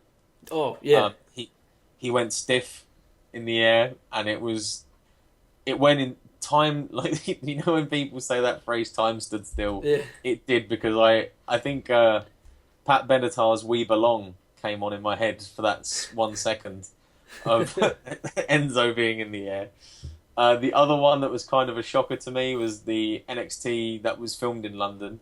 You have Mojo Cunt Brawley come off the ropes and shoulder block Simon Gotch so hard that Simon Gotch almost lost full mobility of his entire body by landing on his head and just rolling out of it. I didn't get why it happened. I think Mojo hit him hard and Simon Gotch was just expecting a back bump. I do believe it was fully an accident, but that accident turned out to be a masterpiece in my eyes. And this is what I enjoy. I have to pull that up. That sounds... I don't know if I can show it to you. Like I said, if I can Simon Gotch bump or something like that. It was on. I know it was definitely on the NXT Takeover or like the NXT after. Yeah. I have the network, so I can pull it up later. I'll check that out. It's when Mojo gets tagged in, and he'll land on his head. You'll just see him go boom with a shoulder block, and it's a standing shoulder block. It's not even a diving shoulder block. Simon Gotch just lands fully on his neck, and the ref goes. Ultimate Deathmatch ref Jake Younger goes over and checks on him, and it's phenomenal. I'm gonna try it whilst we're talking right now. I just want to try and see if I can find the Enzo Amore lariat, which I doubt I'm gonna be able to find. But either way, I might watch that back on the network a little bit later. The only reason is I just love seeing ridiculous bumps. Yeah, You gotta love them. You gotta love ridiculous bumps. You gotta. That's why we do what we do. That's why we do what we do. All right, so let's turn now. Talk about the Rumble, and then anything else you want to talk about after that we can. But let's turn to that wonderful Royal Rumble. So we'll run through the whole card quickly, and then we'll get to. I have a pretty in-depth Rumble analysis because it is my favorite match of the year. So. Oh, yeah. Already? Well, no. Like just every year, I look forward to it the most. Like that's. Yeah. No, it's. So, pre-show. Did you catch the pre-show with? I did. I think I tuned in about 15 minutes before Rumble started. At the moment that Booker T announced his shucky ducky quack quack. Oh, good. Moment. So you missed the pre-show match. I caught the end of it on the highlights. The highlights being that there was a huge botched finish in the tag match. Yep. Which was weird. Yeah, I mean, I was the normally I'm a fan of like the strange bedfellows tag team, but I think it was kind of weird that Mark Henry and I like both of them. You know, I don't really like Jack Swagger that much, but I'm a huge Mark Henry fan. Something Don and I have in common. Both. Fuck Don.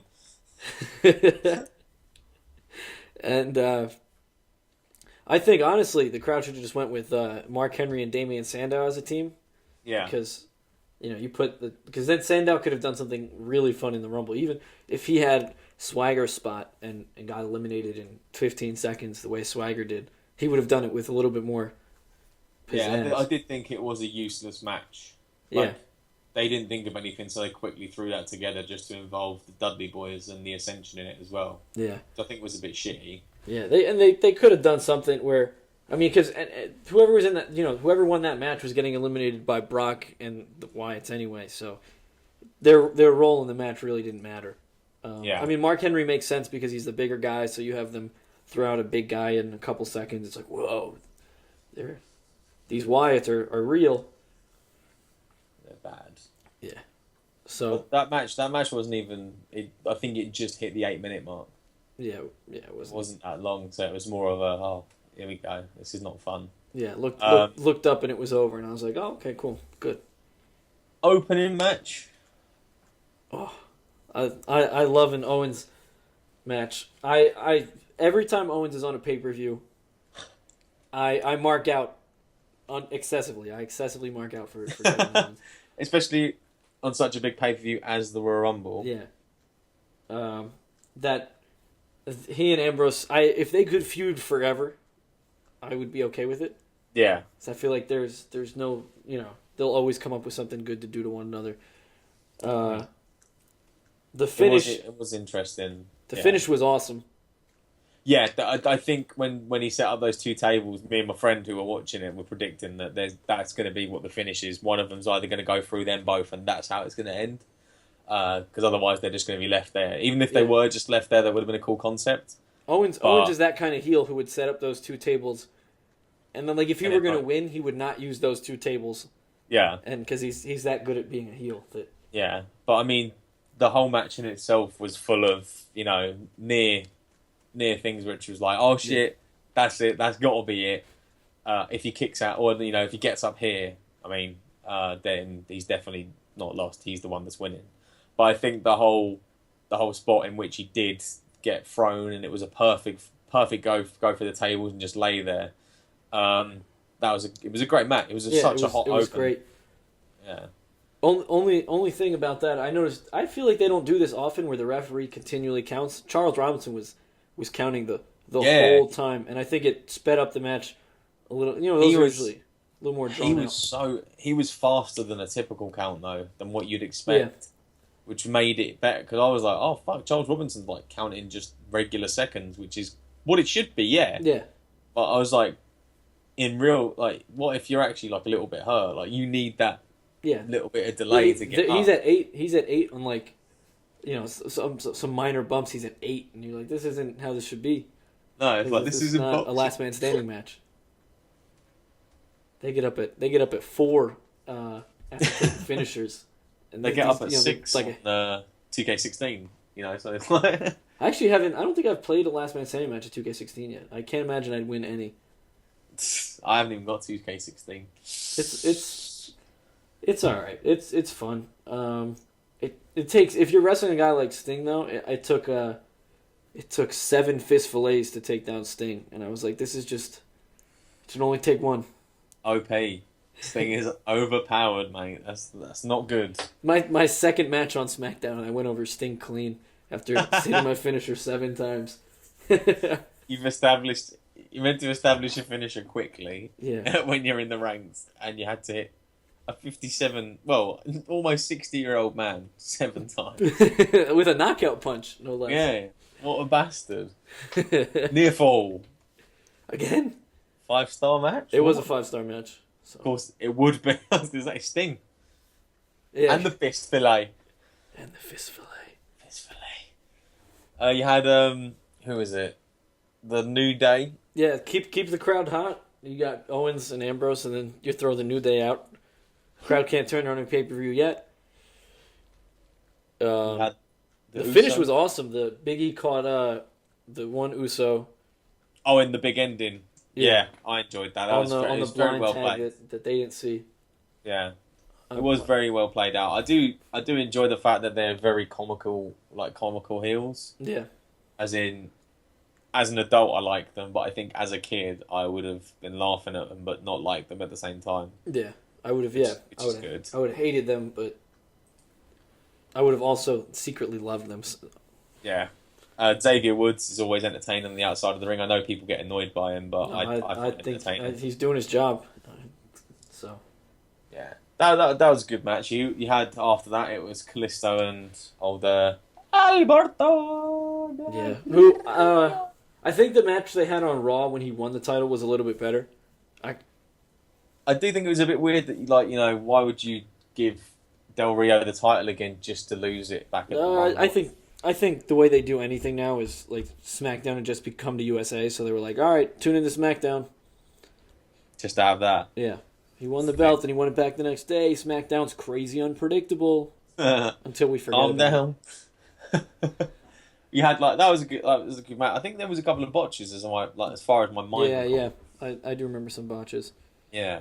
But But up to this point, from they're giving me everything I want, so they can crush my dreams in the main event. Callisto's phenomenal. I used to like Del Rio a hell of a lot as a wrestler before his incident where he got fired. Yeah, I feel like even when he came back this go around, I was not he was halfway through his match with Cena. I was bored of him. Yeah, it was great that somebody who's been there already, and we know got fired for being unprofessional, and you've just hired him back. It's like shit. Yeah, I would have much rather somebody from the New Day win the U.S. title from John Cena, but man can dream. Man can dream, my friend. You then had Charlotte with Versus Becky. Jiggly Boobs himself, Ric Flair. Yeah, drunk Flair. Drunk Flair, who I have shared a side with. Yeah? This is the story. Me and Sam went to a meet and greet and a Q&A with Ric Flair. Okay. At West Ham. After the show had finished, his stepdaughter, I believe it's his stepdaughter, came over to me and Sam because we were standing by the door waiting for him to go past, and said, "Do you want this cider? It's Rick's cider." And we were like, "What? Calm down. This is Ric Flair cider." He didn't like it because it's warm, so we drank it, and it was still normal temperature, not warm. It was just a regular temperature, a little bit cold, and we were like, okay. So technically, me and Ric Flair have kissed. Oh. You heard it here first. Me, Sam, and Ric Flair have had a 3-way kiss. Hey. Yeah. So he is still. And now Becky Lynch because of what happened in the match. Oh. Lucky you. Becky Lynch. Yes. Marry me. Tattoo your name across my back. I want you to be my lady. Becky Lynch is my dream. Oh God, she is a dream woman. She's great. Did you like this match? I'll be honest with you, because obviously how late we have to watch it over here. I wasn't in the best setting for this because I kept nodding off during the match. It wasn't because it was boring. It was literally because it was getting it was about 2:30 in the morning, 3 in the morning. Yeah. And this was 3 days after I'd just had surgery. So the anaesthetic and the painkillers were kind of kicking in. So I was like, yeah, kind of watching. From what I saw though, I did find it entertaining. I believe if I remember correctly, Sasha Banks came out. Yeah, she came back. Which is good. Yeah. I think the match itself was a little weird because it was paced for one of those 20, 25 minute matches. But they only went. I looked it up today. They only went 14 minutes. So I think because it was just paced, it was really slow for the first 6 minutes, and then it sped up, and then it kind of slowed down, and then ended in. It was a little wacky, but Sasha's back, and Sasha's one of my top 5 favorites, male or female, right now. She's. Oh wow! Yeah, I'd say Sasha Banks is my favorite female wrestler right now. Yeah, but right now I look forward to her being on. Her theme song is my favorite theme song in wrestling right now. Yeah. I mean, I'm probably going to use Good that man. this year. But she came out, yeah, she teased, she came out, got a face pop, teased that she was turning heel, turned face, and that'll be fun. If we get like a triple threat at Mania with Charlotte, Becky, and Sasha, Divas Revolution triple threat, that'd be fun. We'll get a nice match out of them. That's the main thing. Oh, I have a note right here too that says Sasha, that I want her to be the WWE champion one day. Kimberly could do it. If Elise could wrestle in the main event of Lucha for the title, why not Sasha for WWE champion? Yeah. Oh, you just mentioned Kimberly as well. I do. You want a little thing. You want to hear a funny story about Kimberly? Go ahead. I'm all ears. So, as you can see. last week, Blizzard's coming in. CJ is taking Kimberly to a show in Poughkeepsie, New York. He's driving her there ahead of the Blizzard anyway. And I was playing PlayStation with Will, and Will said to me that I told CJ to contact you if the snow gets too bad and needs somewhere to stay in northern New Jersey. And at that moment, I thought Kimberly is going to help shovel my driveway. What a weekend! What a weekend! It didn't happen. What a shame. But Kimberly could have shoveled my driveway. I will take that as like an innuendo that I will now use for our rest of our I'd let her rest of our lives. It's like if we ever need to talk in code. Yeah. Is now what happened. This girl, she shoveled my driveway. What? Oh, you filth monger. If you would have had Kimberly around I would have been majorly jealous. She would have watched me play GTA with Henry, Will, and Bless. It's ridiculous. Yeah, that'd have been a fun. I'd have gone sledding. I would have had people to go sledding with. I would have gone sledding with CJ and Kimberly. Stop! Oh, I would have gone mental. I'd have been like, no, this is a real thing. She's so cute. Yeah, she is. She is. Pretty girl. She's a pretty girl. This is us getting off topic again. It's easy. It's easy to do. All right. So last match, obviously one of your favourite matches of the year, the Royal Rumble match itself, won by Triple H after eliminating Dean Ambrose. A total time of 61 minutes and 44 seconds. The match, so an hour and a minute long. What's your opinion? Well, being that this is my favorite match, this is up there for me in Rumble matches I enjoyed. The AJ surprise was awesome. That whole 20 minutes he was in the match was fantastic. Yep. I think there's a I'll touch on it as we go through my whole review. There's a sequence where it was like Ziggler, Jericho, Ambrose, Reigns, Wyatt, and they're all like the sequence of just move exchanges after and it was perfect. It was magical. It was everything you want in the Rumble that you don't normally get anymore because we got to put Batista in the main event. So yeah, Batista. They're gonna redo the Rumble at Fastlane and have Batista win so we can get an Evolution main event. So we can fight. Fuck Guardians of the Galaxy. You're not paying me as much. I want to win the bitch. WWE title. Fuck it. I left. I said I quit and I was wearing a green shirt. I want to quit now in a yellow shirt. Suits my skin color better. Just imagine Batista being that much of a prima donna. Yeah, I've looked better now that I have 2 nose rings, I'd look better quitting. 2 nose rings. 2. Not even just the 1. I need the 2. Remember, Batista, we're going to give you a manager again. No! Do you not know my theme music, Vince? For fuck's sake, it says I damn walk alone. I walk alone. Just pulls out his iPhone, just holds it in Vince's face. Full blaring saliva at him. That would be so good. Vince would be like, you're right, okay. You're right, okay. I'm not in touch with them as much as you are, you film fanatic. Fuck. Yeah, Hollywood Batista. He's got to come back as Hollywood Batista. Oh my god. Come out to because there's no alliteration. It would be terrible. Actually, Bollywood Batista would be amazing.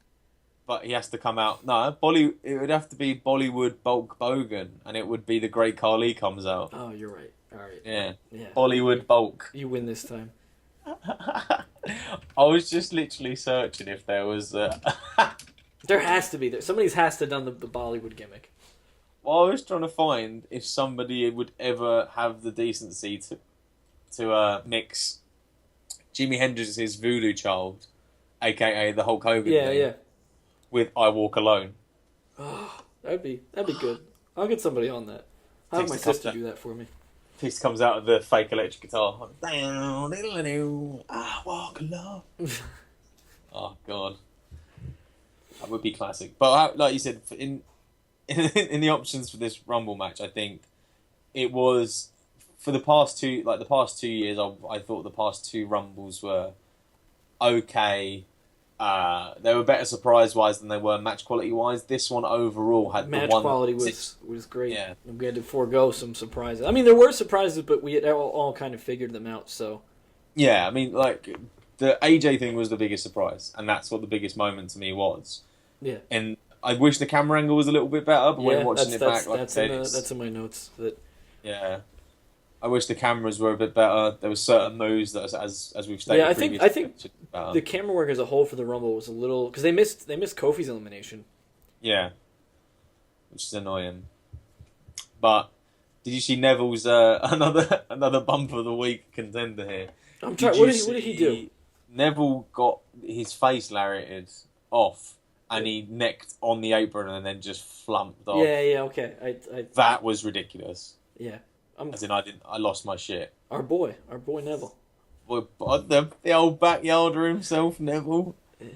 Used to wrestle in fields and flip through fences, and now he's gunning for the fences, aiming for the fences in the old WWE. The WWE. The old WWE. What a bastard. But when Triple H came out, absolutely lost my shit. I'm a Triple H mark through and through as well. I always enjoyed his old stuff. Like I said, him and Austin were 2 of the biggest ones back in the day, and I still enjoy him. Triple H can still fucking go. Like no matter what. After his match with Daniel Bryan that time, his selling is so good. He could sell to a fish. And I think one of the shock things for me was that Roman Reigns just got eliminated. Yeah. And then instantly it was like, shit. I think it's going to be Triple H, but there is a small part of me that is gunning for Ambrose to finally get that fucking shine. Which would be, I think if Ambrose didn't wrestle earlier in the night, or if Triple H was on TV going into that, it would have been really cool. Like that, because that whole time you would have been, I really don't know who's going to WrestleMania as the champion. But I think it was cool, and I even had a moment where I thought it would be really cool if Triple H isn't this kind of person, but Vince would do it if he hopped out over the ropes and was just like, all right, and like because he wanted to see what would have happened if Ambrose and Reigns, like Ambrose took Reigns' title, but they wouldn't do it. That would have been different. But I mean, overall, the way it ended and the way it was done, I did really enjoy it. The standoffs between certain people, the AJ Styles when he was with people, all I could imagine was, this is a dream match I want to see. The Wyatt Triple H standoff, the Wyatt presence in the Rumble was really, really good. I did really enjoy the Wyatts in there. I'm glad they all went out and Bray Wyatt kind of got a shine to himself, because then it made it seem like, even though he does have the family behind him, he's still a strong wrestler, a strong candidate for somebody who could be a main event player, which is what I enjoy as well. I'd like to see him, finally go over somebody. But it was, like I said, overall, I think the Rumble match is the best match I've seen in quite a while. I'll give it that. Yeah, definitely. So what I have here, because we actually ended up talking about most of the things I'd written down anyways. Now I'm looking through it. So the night before, I watched the 1999 Royal Rumble because I wanted to see how close this was going to be to that. And fortunately, it wasn't that close. They took him out of the ring in the middle of the match. I wish he came back I said if he comes back in the ambulance, they show it coming back, I'll be pissed. But then I realized it would be amazing if, as a tribute to Austin, he comes back in the ambulance, and I've been like, yeah, it would have been. But I think it was cool because the Superman punch they played up that it can come out of nowhere, and he floored Sheamus with it when Sheamus was coming to the ring, so that was pretty cool. Yeah. Kofi's elimination save this year was, I've heard people say they didn't really like it, but I thought it was awesome. Because then, I don't know if you caught it, but they were sitting, like Kofi was sitting on Big E's shoulders eating popcorn. Yeah. Yeah, it was great. I saw that in the background. That was a little fun because you saw the whole crowd got into it. Like they were laughing at the fact that he'd done it. Yeah. He was it the commentary on it. Michael Cole did a fantastic job. Yeah. I know it sounds random, but I mean, like I know people shit on him and think he's a shit commentator, but when it's the moment, like when it's when it counts, he's phenomenal. Yeah. Absolutely. His for AJ he did a really good job on introducing AJ. What else do I? Poor Tyler Breeze. Apparently he's got some backstage heat, according to certain sources. Apparently what happened was he left the WWE event early. Yeah, I did read that. And obviously, you stay to the end, you do stuff, is something that he didn't obey. And now he's getting shit on for it because they've given him a chance and he kind of thrown it back in their faces. I think eventually he'll get a put. Like, I'd never think that his gimmick was going to be... I always thought he was going to be in NXT longer than, most people because his gimmick wasn't really main roster type. Over. It was, he was over as hell in NXT, but I feel like the kid audience isn't going to get into a guy like that. Yeah. R-Truth had arguably my favorite Rumble moment behind John Cena's return, which I saw live. So this is right there. R-Truth pulling the ladder. I thought what R-Truth was going to do was like come in, say like he was number 13. I thought he was going to come out at like 31. Like after everybody had come in, he was going to come out and be like, all right, I'm here, guys, number 13. And they'd be like, you missed your shot. Sorry, you're out. Bye. I was very happy that they still played on the, what was it? The whole Curtis Axel thing. I think he shouldn't have had to enter the Rumble. I think he could have just walked in because he's been in the Rumble all year. He shouldn't have had to draw a number. Yeah, he could that would have been a good idea for it. He walks in and then Reigns, like he tries to eliminate Reigns, and Reigns throws him out. Triple H is just won the title, and that's what they think. And Curtis Axel just walks casually through the crowd, gets in the ring, and just literally flops him over with ease, and then boom. Axel, or if they didn't put him in the match this year, and then like 10 years from now, Curtis Axel returns, and they're like, he's been in the Rumble for 10 years. He's finally getting redemption, son of a bitch. And he wins the Rumble. That would have been odd. I'll give it. If I were booking WWE, I would hold that in my pocket for like 10 years. We're gonna, not use Curtis Axel for 10 years. Keep him hired though. Yeah, that's what I'd say. Keep him hired. Pay the man for 10 years. Pay the fucker, and then he gets the Royal Rumble 2025, and it's like, hang about.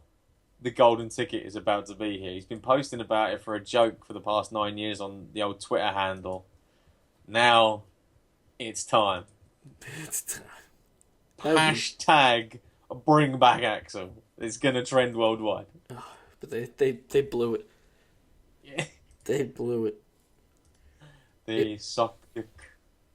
You know what else I really enjoyed about the Rumble? I enjoyed Owens selling his injuries throughout his entire... Yeah. 100%, even just the entrance, like Michael Cole on that, JBL was perfect, just saying like, look, he's still limping from his match, and it's like, you fucking telling that perfectly. Well done, very well done. And I also had a note that Kevin Owens comes out at 18 and Ambrose comes out at 19, and I said, ain't it funny how the last two numbers left to be drawn in the Rumble were 18 and 19, and then I got to thinking, Tim Lee, when would you, if you're in the Royal Rumble, what time during the day are you going to go draw your number? What time? Yeah, like when are you gonna go early? You gonna go right before the match starts? When I'd go right before the match starts. yeah, you take the last number they had left. Yeah. I think I would go, or like I show up to the arena before I even go to my dressing room, and I'd pick my number and sit and think about it all day. No, I think if that's the way it actually happened, and they made you draft all the numbers at once, I would like not look at my number until like about 5 minutes before the match starts, because then I know like if I was like okay cool and I'm number 2, I'd be like, oh, I'm starting this whole fucking thing. I don't even stretch. Let's just go. I haven't even got the spray on yet. Jesus Christ, Tamara, get the spray tan going. I'm fucked. Just fucking Lillian Garcia, like the following contest is the Royal, and there's me just legging it backstage past Vince. What are you doing, Tim? Fuck off in it, you cunt. Legging it. Gotta get a spray tan on. I'm looking as pale as a fucking chicken breast here. Shit, man. Did you ever play SmackDown vs. Raw 2007? Yes. You know the one storyline where you where Matt like you draw your Rumble numbers like a month before the pay-per-view? Yeah. And Matt Hardy, he tricks you into thinking he's got 30. You imagine if they I think it would take away, but you imagine they did something like that? I would like trade numbers with guys. I'd be like, hey, I'd constantly have a trade. I'd start a trade in a business backstage. Yeah. Like you pay me $10. I'll get your number traded for another person's number. Yeah. I would want to go take your chances. It's gambling, isn't it? Yeah. I would trade my numbers with everybody. I would be like, hey, you want to just trade numbers real quick? It doesn't matter what number I have. I'd be like, hey. What would be your ideal number? Apart from 30. Because obviously 30 is the ultimate ideal in the sense that you're the freshest guy there. I always, if I were a good wrestler, I would always want to come in the Rumble match early. Like I would always want to be in by like number 5, number 6, and I would want to Iron Man every year and never win. I would want to Iron Man. I would be in it for 45 minutes. You'd be the Lifetime Achievement Award of the Rumble. Yeah, without ever getting it. I've never won the damn thing, but collectively and cumulatively, I'm the best Rumble competitor there. Yeah, I would like to go out as the best Rumble competitor. Like if that was like my thing. I think I'd like to come in at like number between 10 and 20. Nobody really wins from that spot. I know. I'm that's a the huge thing. Rumble, I'd be like history buff. I think Cena's one of the only ones at 19. And Michaels I think was 19 also, and he like not many guys win in I'd definitely like to come out first one year. Yeah. Definitely. I'm surprised. I wonder if they'll ever have like I mean they probably will. I wonder because number 1 is a big number to have somebody win from, and I wonder if they'd ever put somebody in at 27 again and have them win because they always talk about how it's this they stand the best shot to win because they're coming at 27, but nobody's won from 27 in a long time. Yeah, number 31 this year. Yeah, it's won 3 times in the last 10 years. They're not getting creative. Bollocks. Creative has nothing for anyone. Go back to NXT, kids. We're done here. We're all fucked. All of us. All of us are fucked, kid. Vinnie Mac, Big Dog Michaels, Vince Russo. We're all fucked. Oh, Vince Russo. Don't even get me started. I'm very sorry. I love the man. You might be the only one, Tim. No, me and Sam Jude, my friend. That's a We're on that ball. Oh, I had this in my notes too as I looked through them. Sheamus was in the Final Four. He's been in 5 Royal Rumbles. He's been in the Final Four 4 times. They got faith in it, then. Yeah, they do. The only there was 2015. He was injured, so he wasn't there. And then the 1 year he wasn't. He was like, it was 2011, so it was that big Rumble. He wasn't in. He was in for like a half hour though. So Sheamus has always performed well in the Rumble by WWE standards. Cumulatively, he's my dream. He's living out my dream. He's phenomenal. Yeah, I wouldn't want to win the Rumble, I would just be like, hey, let me come in at one year, then 2, 3. I'd have to be in 30 Rumbles. I want to be every number. So it'd take you 30 years to get to the end, and then when you come in at last, you're like, people know it's the Dan Scotty retirement tour. Yeah, This I'm is like the put up celebrating. I point. walk in, I just get dumped out. You come out to Longest time in a Rumble, shortest time in a Stan Rumble. Bush's The Touch. Exactly. You got the touch, Stan. You just leg it out there. That would be beautiful, and then you get the Santino elimination. Yeah, I would take longest time, shortest time, most eliminations. You'd have the longest entrance going, just to be like, this is my final moment. We're gonna do a victory lap. We're gonna be here till the end of time. We're gonna be here till like midnight tonight, guys. And then That's clothesline out of the rig That's the way I'd do it. immediately. Kill him. All right, Tim, that's all we got for this week. Hopefully there's another one in the future. We'll have more things to discuss. I think possibly what a good thing would be to do is that, say, if you were with people or you have a wrestling weekend soon, Yeah. we can do something like this again. Possibly I could have Sam with me, Ooh, or another British person, because me and Sam, if we both do consume alcohol together, as we are prone to making a podcast or a shoot, but we shall have to plan something in the future. It's been enjoyable, sir. It has been. Hopefully, The Rock says something racist and sexist, so that'll inspire another edition of this title pending Wrestling Shrinks podcast. Will Dave Bautista return to WrestleMania? We'll have one if that happens. We will have another podcast and it'll be totally dedicated to Dave Bautista. You are making dreams come true for people listening to this right now. if there is anybody. If there is. All right. Well, Magic. Ta-ta. Ta-ta for now, sir. For now. Ta-ta to the people. To the people. Motherfuckers! Whoa.